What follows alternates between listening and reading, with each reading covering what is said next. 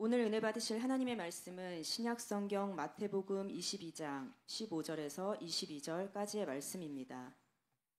다 함께 합독하시겠습니다. 이에 바리새인들이 가서 어떻게 하면 예수를 말의 올무에 걸리게 할까 상의하고 자기 제자들을 헤롯 당원들과 함께 예수께 보내어 말하되 선생님이여 우리가 아노니 당신은 참되시고 진리로 하나님의 도를 가르치시며 아무도 꺼리는 일이 없으시니 이는 사람을 외모로 보지 아니하심이니이다. 그러면 당신의 생각에는 어떠한지 우리에게 이르소서. 가이사에게 세금을 바치는 것이 옳으니이까 옳지 아니하니이까 하니 예수께서 그들의 악함을 아시고 이르시되 외식하는 자들아 어찌하여 나를 시험하느냐. 세금 낼 돈을 내게 보이라 하시니 데나리온 하나를 가져왔거늘 예수께서 말씀하시되 이 형상과 이 글이 누구의 것이냐.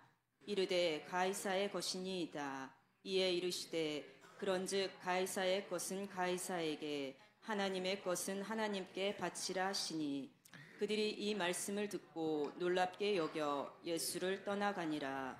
아멘. 아멘. 함께 선포합시다. 우리 교회는 하나님의 진리와 반대되는 동성애를 반대하고 자유주의, 인본주의 신학을 이단으로 규정합니다. 우리 다시 한번 선포합시다. 우리 교회는 하나님의 진리와 반대되는 동성애를 반대하고 자유주의, 인본주의 신학을 이단으로 규정합니다.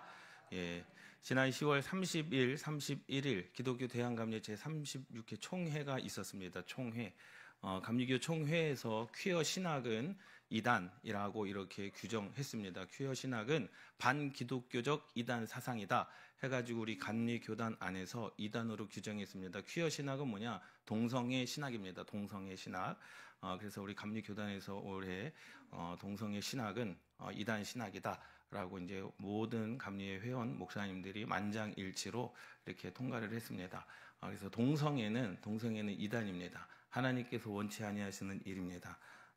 그러나 그 동성애자가 교회로 오면 사랑으로 받아줘야 되는 거예요. 죄는 죄이지만 그 사람에게 영혼, 예수 그리스도의 복음을 전하고 새롭게 되어지는 거기다가 말씀을 드리겠지만 그러한 은혜가 저와 여러분들 가운데 있기를 주님의 이름으로 축원합니다. 아멘. 추수감사 주일입니다. 여러분 잘 감사하면서 살아가고 계십니까? 무엇에 또 감사하십니까?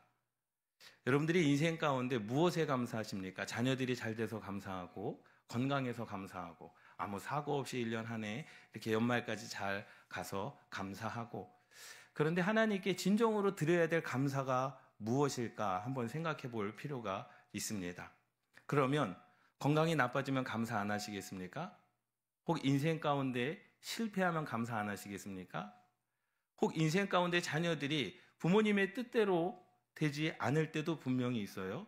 그럼 감사하는 것이 우리의 인생 가운데 감사가 끊어지겠습니까? 과연 감사가 무엇일까라는 거예요. 영원히 변치 않을 감사가 무엇일까? 물질은 있다가도 없고 건강은 또 있다가도 없습니다. 또 자녀들도 마찬가지고 여러분들의 인생 가운데 생각하는 모든 것 여러분들이 오늘 오면서 어떠한 마음으로 하나님께 왔는지는 잘 모르겠습니다. 어떠한 감사의 제목을 가지고 하나님께 왔는지는 모르겠습니다. 지난주에 감사의 내용을 보니까 자녀가 병원에 입원해서 수술을 받았는데 퇴원해서 감사합니다 라고 이렇게 감사의 기도의 제목을 적으신 분도 계시더라고요.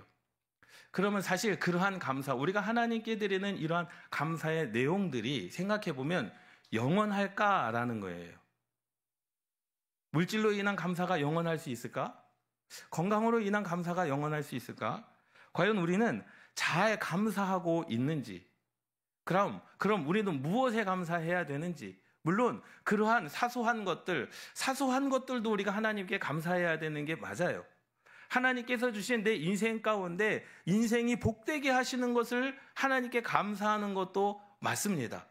그러나 그것은 있을 때도 없고 있을 때도 있고 없을 때도 있어요. 그 있을 때도 감사하지만 우리도 없을 때도 하나님께 감사할 수 있는 마음이 저와 여러분들 가운데 있기를 주님의 이름으로 축원합니다. 사실 어떠한 분들은 올해 추수감사주일을 지내면서 작년보다 사실 못했을 분들도 분명히 있을 거란 말이죠. 작년보다 손해를 보는 분들도 분명히 있을 거란 말이에요. 작년보다 건강이 안 좋아지신 분도 분명히 있을 거란 말이죠. 그런데 그 사람에게 야, 감사해야 됩니다, 무조건 감사해야 됩니다 라고 한다면 과연 그 마음 가운데 정말로 내가 하나님께 감사를 드려서 마음 가운데 우러나오는 감사가 있을 수 있을까? 사실 쉽지 않습니다. 쉽지 않다라는 거예요. 할 수 없다가 아니라 쉽지 않습니다. 그러니 과연 우리는 무엇에 대한 감사를 드려야 될까라는 거예요. 오늘 본문 말씀 제목은 그렇습니다. 우리의 삶은 하나님께, 하나님의 형상을 가진 자로서 어떤 삶을 살아가야 되는지 우리 그 삶에서의 감사를 회복하시기를 주님의 이름으로 축원합니다. 한국교회 트렌드라고 하는 책이 굉장히 유명합니다. 2025년 한국교회 트렌드라고 하는 이런 한국교회의 트렌드, 한국교회가 어떻게 나아가야 될 것인가에 대한 내용들이 담긴 책이에요. 10가지 이슈를 가지고 이야기를 하고 있습니다. 한국교회가 필요하다라는 거예요. 그런데 두 번째 챕터에 보니까 멘탈 케어 커뮤니티, 이제 한국교회가 영적인 부분만이 아니라 혼적인 정신적인 부분도 케어를 해줘야 된다라는 거죠. 그래서 교회 안에 그리스도인들 중에서 우울증을 가지신 분들, 그리고 그리스도인들 중에서 불안감을 가지신 분들이 거의 한 45% 정도 됩니다. 그리고 세 번째가 자살이에요. 자살.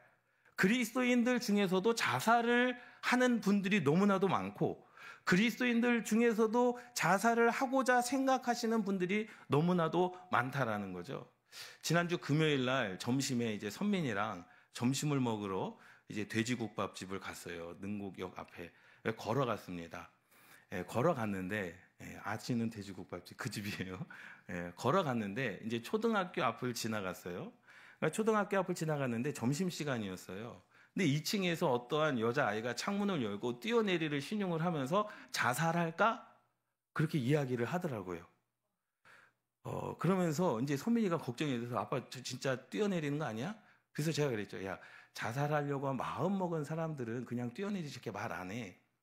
그런데 참 기억해야 될 것은 그 어린 아이가 한 5학년쯤 되보나 5, 6학년쯤 돼 보이는 여자아이였습니다. 2층에서 창문을 열고 자살할까라고 하는 것을 그냥 아무렇지 않게 하는 거예요. 그 뒤에는 친구들이 있었겠죠? 그러면서 신용을 하는 거죠. 발을 한 다리를 올려놓고 창문을 잡고 뛰는 신용을 하는 겁니다.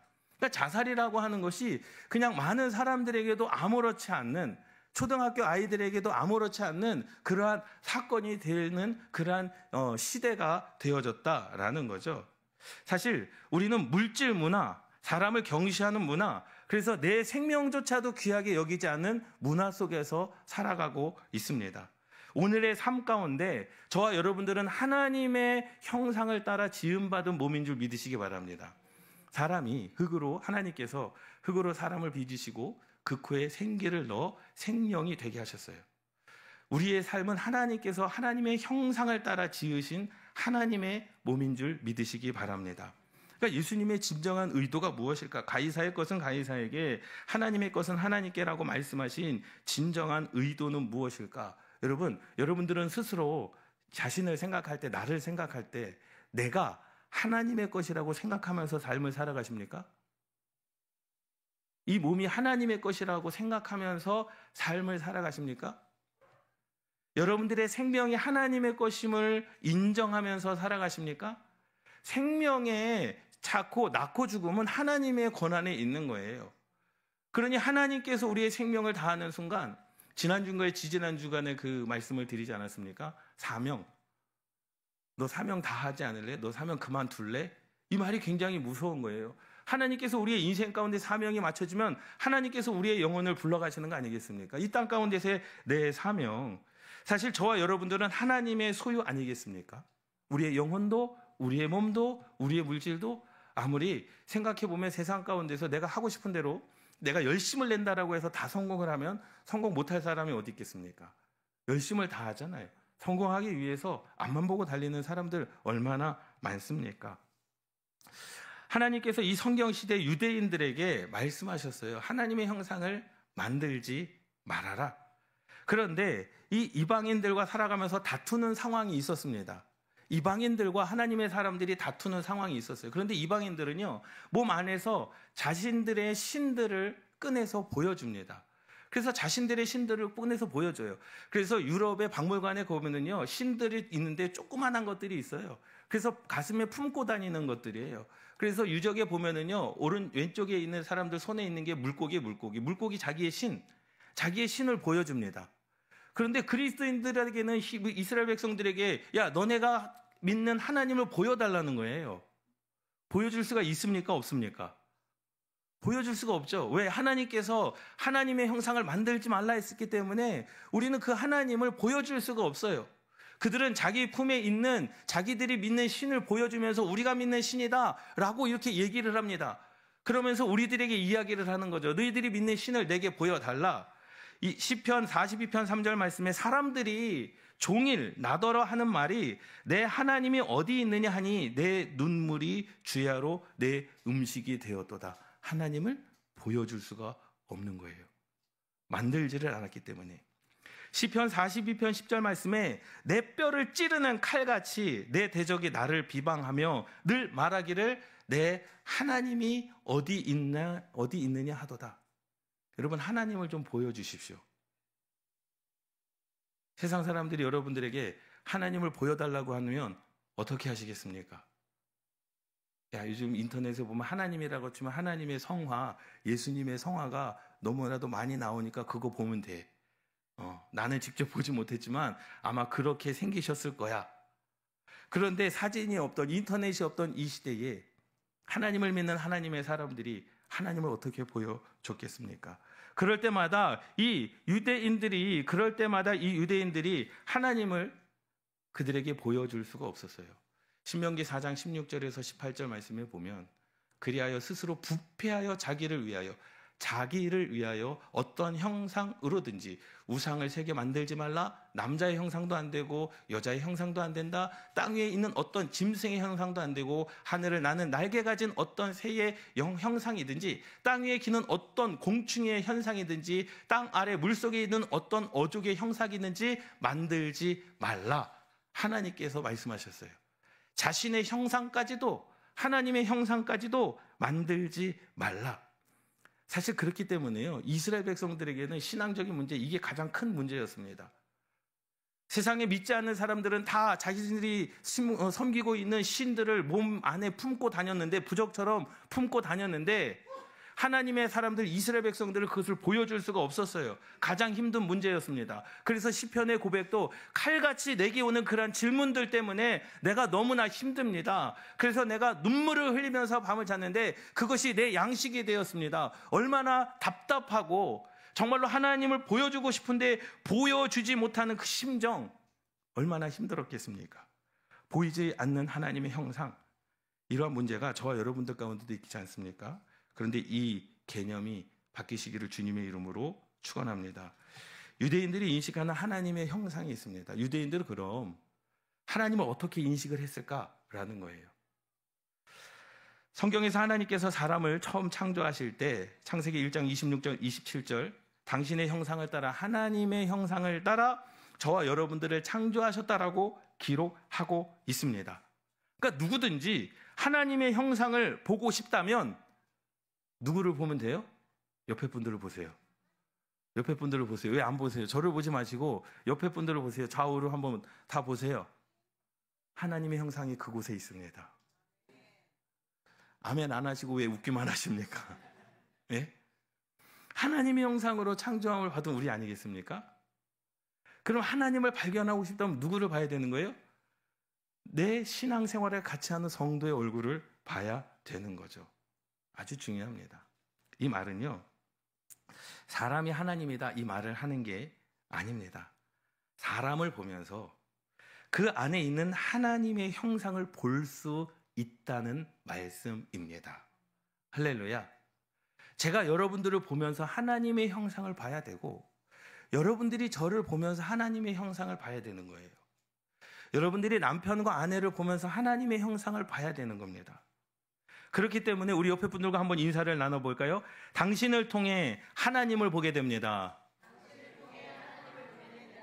당신을 통해 하나님의 살아계심을 믿게 됩니다. 믿습니까? 이거예요. 내 안에 있는 하나님의 형상을 회복하는 것. 여러분 생각해 보세요. 믿지 않는 사람들은 하나님의 형상이 없습니까? 믿지 않는 사람도 하나님의 형상이 있습니다. 죄를 짓는 사람은 하나님의 형상이 있습니까? 아니요. 죄를 짓는 사람도 하나님의 형상이 있습니다. 그런데 어떻게 저렇게 악한 사람이 하나님의 형상이 있습니까? 가리워진 것이죠. 예수님께서 병 고치고 귀신 들린 자를 예수님께서 쫓아내시지 않습니까? 귀신 들린 자 한번 생각해 보세요. 그 안에 하나님의 형상이 없습니까? 하나님의 형상이 있어요. 그런데 사단 마귀 귀신 역사 그가 하나님의 형상을 뭐하고 있는 겁니까? 가리고 있는 거죠. 덮고 있는 거죠. 그래서 하나님의 형상이 보이지 않습니다. 예수님께서 귀신 들린 여자를 고쳐주십니다. 귀신을 내보냅니다. 그랬을 때 무엇이 회복됩니까? 하나님의 형상이 회복되어지는 겁니다. 없는 게 아니에요. 세상에 믿지 않는 사람들에게서 하나님의 형상이 없는 게 아닙니다. 있는 거예요. 그런데 믿지 않음으로 말미암아 하나님의 형상이 드러나지 않은 거죠. 모든 저주와 결박 때문에 하나님의 형상이 뭐해진 겁니까? 가리워진 겁니다. 여러분 우리가 그러한 삶을 살아가고 있는 거 아니겠습니까? 그것을 벗어 던져야 되는 줄 믿으시기 바랍니다. 하나님을 통해. 그래서요 하나님께서 당신의 형상을 사람 안에 두신 이유는 무엇일까라는 거예요. 모두가 다 하나님의 형상을 지니고 있는 자들이다라는 거죠. 나도 하나님의 형상을 지니고 있는 자들. 여러분들도 하나님의 형상을 지니고 있는 자들. 할렐루야. 제가 예전에 그런 말씀을 드린 적이 있어요. 사실 여기 성경 말씀을 준비하면서 이제 말을 할까 말까 이렇게 적어 놓은 거거든요. 적어 놓은 거예요. 들으셨던 기억이 있을 겁니다. 그건 뭐냐면 제가 제대할 때 제 후임이 그렇게 쓴 거죠. 만약에 이 세상 가운데 천사가 있다라고 한다면 그것은 아마도 오인석 병장님이실 겁니다. 편지가 있어요. 그래서 제가 그것을 스캔 떠가지고 보여줄까 말까 하다가 여기다가 말을 할까 말까 이렇게 저기 말씀 본문에 적어놨거든요. 아마도 이 세상에 천사가 있다라고 한다면 그것은 아마도 오인석 병장님이실 겁니다. 그만큼 제가 얼만큼 군 생활을 잘했는지 아시겠죠? 듣고 싶으시면 말씀해 주시면 제가 군 생활을 들려드리도록 하겠습니다. 우리를 통해 과연 세상 사람들이 하나님을 볼 수 있느냐? 남편을 통해서 하나님의 형상을 발견하십시오. 아내를 통해서 하나님의 형상을 발견하십시오. 지난주에 제가 원수 같은 사람이 있으면 하나님에게서 당신은 하나님의 기쁨입니다 얘기하면서 제가 제 아내를 이야기하지 않았어요. 얼마나 일주일 동안 힘들었는지. 당신에게서 하나님의 형상을 발견하는 것. 여러분 이러한 은혜가 있기를 주님의 이름으로 축원합니다. 유대인들에게 있어서 하나님의 형상이라고 하는 개념이 있어요. 하나님의 형상이라고 하는 개념은 뭐냐면 첫 번째로는요. 스스로 소중함을 알아야 된다라는 거죠. 위탁받은 삶이라는 거예요. 나는 하나님의 형상입니다. 내 것이 아닙니다. 내 소유가 아니라는 거죠. 자신의 삶을 살아가는 동안 항상 자신을 하나님이 보시기에 정결한 상태로 유지하는 거예요. 여러분 이스라엘 백성들이요. 제사를 드리러 가기 전에 정결탕에서 몸을 씻습니다. 왜 씻을까요? 더러운 것이 묻어가지고요. 맞아요. 깨끗함을 유지하기 위하여 그 정결탕에 들어가서 성전에 들어가기 전에 온 몸을 씻습니다. 손과 발을 다 씻습니다. 그리고 성전에 들어갑니다. 그것은 단순하게 내 몸에 흙이 묻었기 때문에 내 몸에 그냥 어떠한 더러운 것이 묻었기 때문이 아니라 하나님의 형상으로 창조되었기 때문에 하나님의 형상이 부정해지면 안 되기 때문에 정결 예식을 행한 거예요. 믿습니까? 단순하게 얼굴에 뭐가 묻었다, 손에 묻었다가 아닙니다. 나는 하나님의 형상대로 창조함을 받았기 때문에 하나님의 형상이 부정해지면 안 되기 때문에 그들은 정결 의식을 행했다라는 사실입니다. 여러분들은 하나님의 형상대로 창조함을 받은 사람들입니다. 그러면 여러분들은 인생을 살아가면서 하나님의 형상이 부정해지지 않도록 삶을 살아가야 되는 거 아니겠습니까? 죄를 짓지 말아야 되고 성결해야 되고 자존감을 가져야 되고. 여러분 그리스도인들은요 자존감이 높아야 돼요. 자긍심이 높아야 됩니다. 왜요? 내가 하나님의 형상이기 때문에 나는 안 됩니다. 나는 안 될 것 같습니다. 내 인생은 폭망입니다. 망했습니다. 내 인생이 왜 이럴까요? 남들은 저런데 내 인생은 완전히 버려진 인생입니다. 그것은 뭐예요? 하나님의 형상을 더럽게 하는 겁니다. 그런데 우리는 그리스도인으로서도 많은 그러한, 나는 누구에 비해서, 우리 가족 누구는 이쁜데 나는 못생겼고, 누구는 키는 큰데 나는 작았고, 그것은 나를 비관하는 것이 아니라 하나님의 형상을 가진 내 모습을 더럽게 하는 거죠. 여러분, 절대로 자기 자신에 대해서, 자신 눈, 코, 입에 대해서, 자신의 얼굴에 대해서, 머리 크기에 대해서 여러분 좌절하지 마십시오. 하나님의 형상입니다. 내 거 아니니까 괜찮습니다. 하나님의 형상이기 때문에 우리는 늘 항상 자존감이 있어야 된다는 거예요. 정결의식, 하나님의 형상, 그리고 두 번째로는요, 타인을 존중할 수 있어야 된다는 거죠. 이스라엘 백성들 한번 보세요. 저 사람에게도, 내게만 하나님의 형상이 있는 게 아닙니다. 저 사람에게도 하나님의 형상이 있습니다. 하나님의 형상이 있는 자를 우리가 어떻게 막대할 수 있습니까? 그 사람은 나는 믿었기 때문에 하나님의 형상대로 창조함을 받았고, 그 사람은 믿지 않았기 때문에 하나님의 형상대로 창조하지 않았습니까? 저렇게 악한데 저렇게 악한 것은 다른 게 아니에요. 아까 말씀을 드렸던 것처럼 귀신 들린 자들, 결박당한 자들, 저주받은 자들, 하나님의 형상이 가리워진 거죠. 그래서 나는 너희들을 결박을 풀어주러 왔다. 너희들에게 자유를 주러 왔다. 너희들의 죄를 씻어 하나님의 형상을 회복하기 위하여 왔다라고 말씀하시는 겁니다. 세 번째로는요, 사람들은 모두 하나님의 것이라고 생각을 해야 됩니다. 사람의 주인이 될 수가 없다라는 거죠. 오늘 본문 말씀으로 돌아가서 바리새인의 질문이 참 희한하죠. 질문할 수 있죠. 왜 없습니까? 하나님 어떡합니까? 당신의 생각에는 어떠하든지 우리에게 이르게 하소서. 가이사에게 세금을 바치는 것이 옳으니까 옳지 아니하니까. 이게 질문이 잘못된 질문입니까? 세금을 내는 게 맞습니까? 안 내는 게 맞습니까? 일반적인 질문일 수도 있어요. 그런데 이 고대 시대에는요, 명예와 수치를 기반하는 사회였습니다. 내가 질문을 했을 때 저 사람이 답을 내지 못하면 내 명예가 올라가고, 내가 질문을 했는데 어려운 질문을 하는 거죠. 그 사람이 답을 하면 내가 수치를 당하고, 저 사람은 답을 한 사람은 명예가 올라가는 거예요. 그래서 예수님께서 그 의도를 아셨어요. 그들의 의도를 아셨습니다. 예수님께서 질문하는 것에 대해서 반박하시면서 외식하는 자들아 어찌하여 나를 시험하느냐라고 말씀하세요.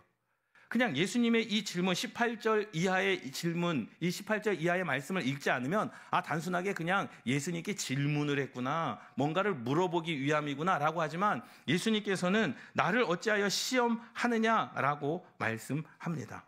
여기에 예수님에 대한 대답, 어찌 나를 시험하느냐, 이것이 누구의 얼굴이고 누구의 글이냐라는 거예요. 가이사의 것은 어떤 것이냐, 하나님의 것은 무엇이냐라고 예수님께서 말씀을 하시는 거죠. 여러분, 가이사의 것은 가이사에게 드리라는 거예요. 그때 당시에 동전에 가이사의 왕의 그 얼굴이 그려져 있었습니다. 이것을 누구에게 주라는 거예요? 가이사에게 주라는 겁니다. 이것은 가이사의 것이다라는 거예요. 두 번째 의미가 더 중요한 의미죠. 하나님의 것은 하나님께 드려야 된다라는 거예요. 이게 감사입니다. 내 모습 안에 무엇의 형상? 하나님의 형상이 담겨져 있어요. 그럼 나는 누구에게 드려져야 되는 겁니까? 하나님께 드려져야 되는 거예요. 주님께서 원하시는 것은 이거였습니다. 세금을 내고 안 내고, 그래, 가이사의 것은 가이사에 드려야지. 그런데 너희들은 누구의 형상을 가지고 있느냐? 너희가 하나님의 형상을 가지고 있다면 너희들은 누구의 것이냐? 예수님께서 저와 여러분들에게 질문을 하시는 겁니다. 내가 거울을 보면서 하나님의 형상을 봐야 되고, 남편과 아내와 부모, 형제, 자매들을 보면서, 이웃을 보면서 그곳에서 하나님의 형상을 봐야 됩니다. 하나님의 형상이 새겨진 여러분들 지금 하나님께 드리고 계십니까? 이게 진정한 감사입니다. 믿습니까? 나를 드리는 것, 내 생각을 드리는 것, 나의 입술의 모든 말과 내 마음의 묵상이 주님께 연락되는 것. 우리 주보에 보면은요, 말씀 선포 밑에 내 삶의 예배라고 하는 공간이 빈 공간으로 되어져 있어요. 여러분들의 삶을 하나님께 예배로 드리라는 거죠. 여러분들의 삶의 그 기도의 제목을 하나님께 드리라는 겁니다. 하나님의 것은 하나님께, 다시 말하자면 우리가 감사해야 될 것은 오늘 우리가 드리는 이 감사는 생명 다음 가는 옥합을 깨뜨려 하나님께 드리는 것도 있지만 내 삶이 하나님의 것입니다라고 하는 그것을 인정하는 예배여야 되는 줄 믿으시기 바랍니다. 매 순간순간의 예배가 나는 하나님의 형상을 가진 하나님의 자녀입니다. 하나님의 소유입니다. 라고 고백하는 저와 여러분들 되시기를 주님의 이름으로 축원합니다. 우리의 목숨도 우리의 삶도 다 누구의 것이라는 거예요? 하나님의 것이라는 거죠. 오늘의 예배도 누구의 것입니까? 하나님의 것이다라는 겁니다. 우리 스스로의 삶을 사는 것이 아니라 하나님께서 허락하시는 삶을 사는 거예요. 하나님께서 주신 삶을 사는 겁니다. 하나님께서 언제 나의 영혼을 하나님께서 걷어가실지 몰라요. 그렇기 때문에 내 인생의 시간은 하나님께서 주신, 하나님께서 허락하신 시간, 그럼 우리는 그 시간을 통해서 무엇을 드려야 됩니까? 하나님의 형상을 가진 가이사의 것, 형상이 있느냐? 가이사에게 드리고, 하나님의 형상이 있느냐? 하나님께 감사로 드려라. 할렐루야. 그 드리시는 저와 여러분들 되시기를 주님의 이름으로 축원합니다. 사실 보세요. 내 것이라고 생각하기 때문에 욕심이 생겨요. 내 것이라고 생각하기 때문에 질투가 생깁니다. 내 것이라고 생각하기 때문에 시기가 나는 거예요. 예? 생각해보세요. 제가 어떤 아이들 학생 2명을 불러다가 한 사람에게는 10,000원을 줬어요. 너 갖고 있어. 예배 끝나고 내가 달라 그럴 거야. 한 사람에게는, 한 학생에게는 100만 원을 줬어요. 너 갖고 있어. 예배 끝나고 목사님이 달라고 할 거야. 그 예배를 드리는 거죠. 예배를 드리면서 10,000원 받은 학생이 왜 나는 100만 원을 안 주고 10,000원을 줬지? 그런 생각을 할까요? 안 할까요? 안 해요. 왜? 내 거 아니고 예배 끝나고 목사님이 가져가신다 그랬으니까 예배 끝나면 주면 되겠구나. 질투도 시기도 왜 하나님 나는 100만 원 안 주십니까? 그렇게 이야기할 필요도 없어요. 그냥 끝나고 그냥 목사님 야 일로 와봐. 너 10,000원 줘. 너 100만 원 줘. 그러면 끝나는 거예요. 그런데 우리는 왜 욕심이 생깁니까? 왜 질투가 생깁니까? 왜 시기를 합니까? 왜 다툼이 일어납니까? 내 거라고 생각하기 때문에 그렇습니다. 그것을 가지고 내 거라고 생각하기 때문에 그러한 생각, 여러분 하나님께 모든 소유를 맡기시기를 주님의 이름으로 축원합니다. 하나님의 형상은 우리 안에 있는 거 아니겠습니까? 내 삶을 하나님께 예배로 드리시기를 주님의 이름으로 축원합니다. 오늘 추수감사주일입니다. 하나님께서 무엇을 가장 받고자 원하실까요? 하나님께서 가장 기뻐 받으실 예배가 무엇일까요? 생명 다음 가는 옥합을 깨뜨려 하나님께 드리는 것, 생명만큼 소중합니다. 우리의 신앙의 고백일 수도 있습니다. 그러나 하나님께서 오늘 원하시는 것은 오늘 본문 말씀처럼 하나님의 것은 하나님께 바치라. 너희들이 지금 하나님의 형상대로 창조함을 받지 않았느냐? 그러니 하나님께서는 여러분들을 하나님께서 받고자 원하시는 줄 믿으시기 바랍니다.